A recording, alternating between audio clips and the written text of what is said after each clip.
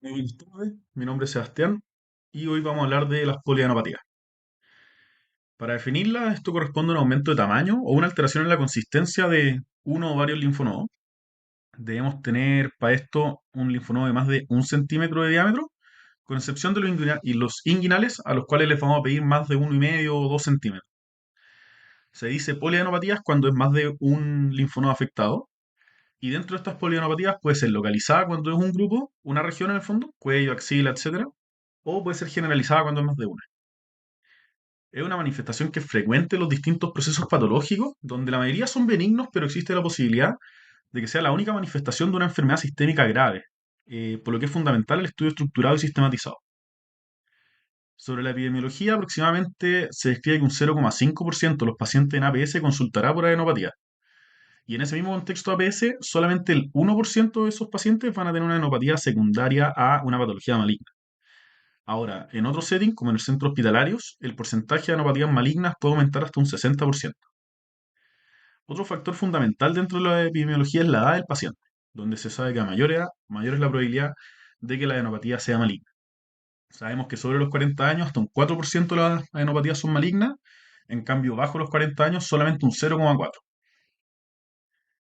Hablando un poco de la fisiopatología de esta patología, tenemos que el sistema linfático está compuesto por vasos linfáticos, linfonodos y órganos linfáticos, que son el vaso y el timo.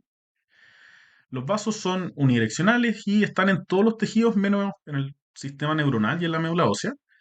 Y su función es transportar el líquido intersticial, las células inmunes y las macromoléculas hacia los linfonodos. Y luego llevar eso de vuelta hacia la circulación sanguínea. Se estima que hay unos 700 linfonodos en el cuerpo humano, ubicados habitualmente en la parte proximal de las extremidades, en el cuello y vecino a los grandes vasos sanguíneos. Dentro de las funciones destaca la filtración de la linfa, procesando así antígenos y secretando anticuerpos.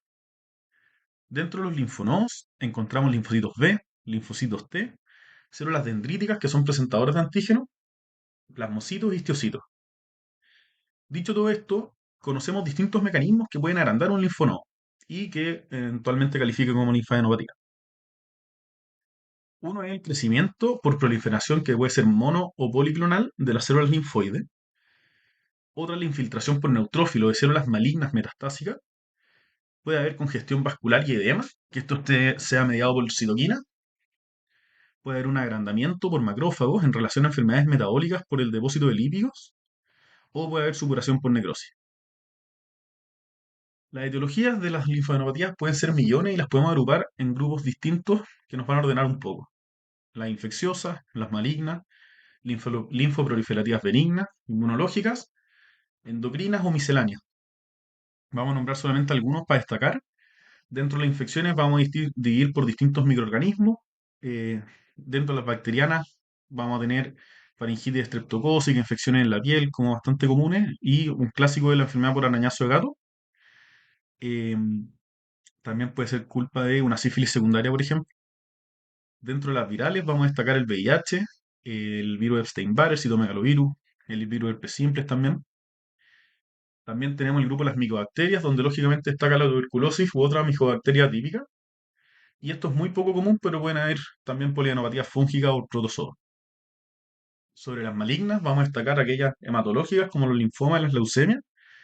Pueden haber metástasis de otros sitios, o por ejemplo de melanomas del cuero cabelludo, o también a destacar en las cervicales los cánceres escamosos de cabeza y cuello. Sobre las linfadenopatías benignas, tenemos enfermedades más raras como la histiocytosis linfohistiocytica. Eh, Dentro de las enfermedades inmunológicas podemos tener enfermedad por IgG4, enfermedad del suero, y de las misceláneas puede haber, por ejemplo, sarcoidosis, amiloidosis, enfermedades granulomatosas, enfermedad de Castleman y enfermedades autoinmunes como el lupus, la artritis reumatoide o la enfermedad de Still, entre otras. Ahora vamos a ir al enfrentamiento clínico de esta condición. De la anamnesis remota, nuevamente comentar que la edad es clave, porque mientras más viejos, más riesgo tienen de ser malignas. Vamos a preguntar por antecedentes oncológicos o autoinmunes, por exposición a radiación. Vamos a preguntar si es que iniciaron fármacos recientes, sobre todo anticonvulsivantes. Vamos a preguntar si es que hubo exposición a tabaco, cuáles son sus hábitos sexuales, inyección de drogas endovenosas, tenencia de mascotas, sobre todo los gatos. Vamos a preguntar si es que han tenido exposición con viajes recientes a zonas endémicas de algunas patologías o si es que tuvieron exposición laboral. Y por supuesto antecedentes familiares de enfermedades autoinmunes, enfermedades como el cáncer u otras patologías más raras. Sobre la anamnesis próxima, vamos a ir a buscar dirigidamente signos o síntomas sugerentes de neoplasias. Esto, lo más común son los síntomas B, fiebre, sudoración nocturna, baja de peso. También puede haber fatiga, decaimiento, pueden haber incluso calofríos, que es más característico de enfermedades infecciosas.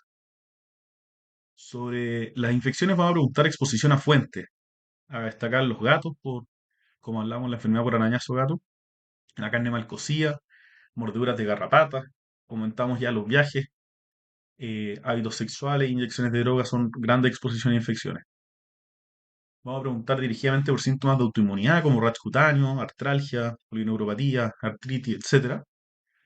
Y va a ser súper importante determinar la evolución temporal de la adenopatía, donde sabemos que las que son agudas de menos de 2 semanas o las crónicas de más de 3 meses rara vez son neoplásicas, con excepción de los linfomas de bajo grado. Y tenemos que tener claro que aquellas agudas tenemos que citar eventualmente a un paciente a un control para estar seguros de la resolución de. Y también sabemos que, y esto también vamos a averiguar, si es que hay dolor en la adenopatía, donde habitualmente esto significa que la etiología es infecciosa, con excepción de el caso raro del linfoma de Hodgkin, que duele con el consumo de alcohol. Sobre el examen físico, vamos a ir a palpar la adenopatía. Siempre es bueno compararla con la contraparte colateral y es súper importante consignar la consistencia que nos puede orientar hacia ciertas patologías en el fondo. Por ejemplo, una consistencia gomosa se describe que es más frecuente en linfoma, o una consistencia más dura, rocosa, se asocia más a enfermedad metastásica. Vamos a ir a buscar la sensibilidad de la neuropatía al palparla y también vamos a buscar su adherencia en los planos profundos, que también está asociado a enfermedades más malignas. Siempre vamos a realizar una examinación completa de los distintos grupos linfáticos. Frente a cualquier paciente que consulte por adenopatías, tenemos que ir a palpar todos los otros grupos para estar seguros si es que esto es una adenopatía localizada o generalizada. O sea, en el fondo, si es que hay polianopatía o no. Si es que la otra adenopatía la encontramos en el cuello, habitualmente son infecciones, a destacar la enfermedad por arañazo de gato, la mononucleosis, eventualmente podría ser linfoma también. En general, las que son supraclaviculares tienden a ser malignas. En los casos axilares, habitualmente vamos a tener una causa evidente infecciosa en los brazos por alguna herida, por un arañazo, lo que sea, y en caso de no encontrarla hay que pensar en cáncer de mama.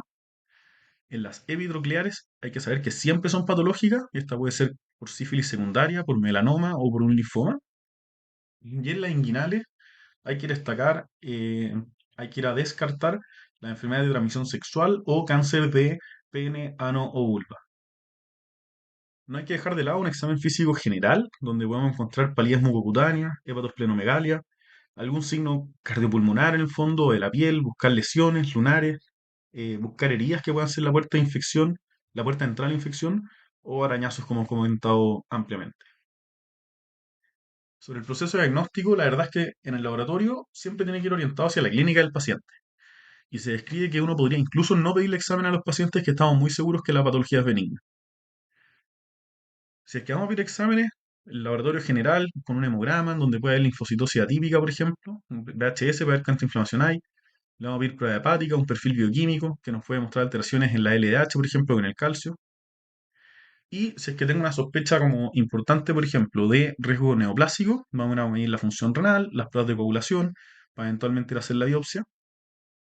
Si es que tenemos sospecha de que la etiología es infecciosa, vamos a pedir VIH, pruebas de sífilis, cuantiferón, serologías de virus hepatitis B y estudio de síndrome mononucleósido, como virus de Epstein-Barr, anticuerpo heterófilo, citomegalovirus, toxoplasma, etcétera.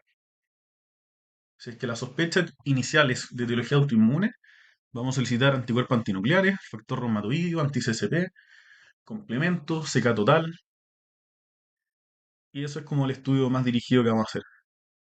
Luego, sobre las imágenes, nos van a ayudar a determinar si es que es una adenopatía o no, efectivamente, nos van a ayudar a determinar si es que está localizada o está generalizada, nos van a ayudar al seguimiento, nos van a orientar si es que la patología es maligna o no, y de hecho nos pueden orientar hacia la patología misma. La primera línea que vamos a solicitar es una ecografía Doppler, que es muy buena para definir si es que la adenopatía es maligna o no. El color del Doppler nos permite distinguir el patrón vascular entre las linfadenopatías antiguas y las más recientes, y existe la relación del eje largo y corto que nos puede orientar a si es que es un cáncer metastásico, un linfoma o no. En caso de sospecharlo, le podría pedir una radiografía de tórax para buscar etiologías pulmonares como tuberculosis o sarcoidosis. Si es que yo sospecho una patología más maligna, voy a solicitar un escáner, habitualmente de tórax, abdomen y pelvis, para buscar otros sitios de la lesión en el fondo metastásica, buscar el primario o hacer una etapificación. Existe la opción de pedir un PET, pero esto en general no es ni primera ni segunda línea. Tiene una mejor sensibilidad que el escáner, pero se hace posterior a este en caso de que siga con la sospecha. Y está descrito que podríamos usar resonancia en caso de sospechar lesiones cerebrales, pero la verdad es que esto es menos frecuente. Parte fundamental del workup de estos pacientes es ver si es que vamos a hacerle una biopsia en nódulo o no. Esto lógicamente va a depender de la etiología sospechada. Comentar que sobre la biopsia existen distintos métodos para obtenerla. Una opción es quirúrgica en el fondo, abierta, que es la forma de elección en la mayoría de los casos, donde me permite obtener un análisis histológico completo de la adenopatía. Es útil el linfoma en ese mismo contexto y hay que hacerla en el nódulo dominante, o si es que no tenemos un nódulo dominante, quiere en orden de preferencia entre supraclavicular y cuello versus axilar o inguinal, porque ahí tienen más riesgo de hacer lesiones de estructuras neurovasculares. Otra opción de toma de biopsia es la punción de aguja fina, en donde es más útil en casos de recurrencia de cáncer, ya que me va a mostrar las células neoplásicas. Lamentablemente, por la técnica, tiene un bastante alto riesgo de hacer un falso negativo por una mala muestra y no permite evaluar la arquitectura del tejido, solamente me permite ver las células.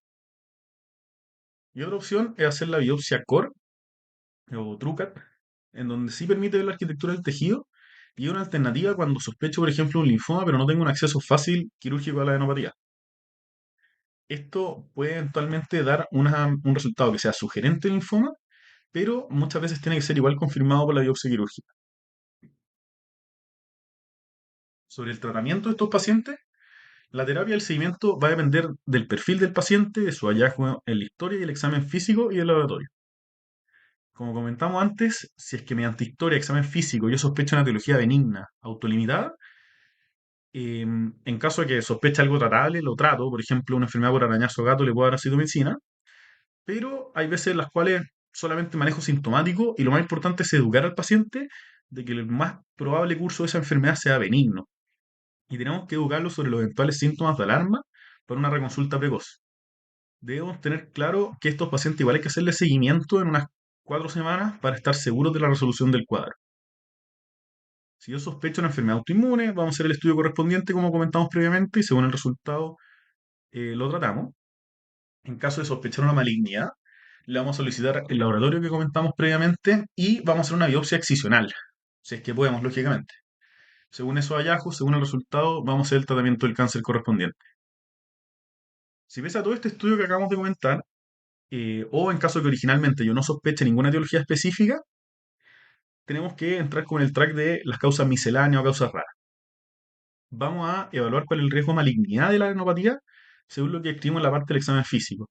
Que sean duras, que el paciente sea mayor de edad, que lleven una cantidad de tiempo intermedia, ni sean superagudas ni crónicas, que tengan exposiciones de alto riesgo, etcétera, o la localización también.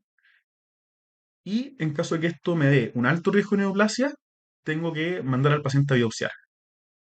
En caso contrario, que yo tengo un bajo riesgo de neoplasia, me va a depender si es que la adenopatía es generalizada o es regional. Si es que es generalizada, le voy a pedir estudio completo laboratorio, incluyendo infeccioso y autoinmune. Y según esos hallazgos, vamos a tratar según los resultados que obtengamos. Si resulta todo negativo, tenemos que mandar a biopsia al paciente.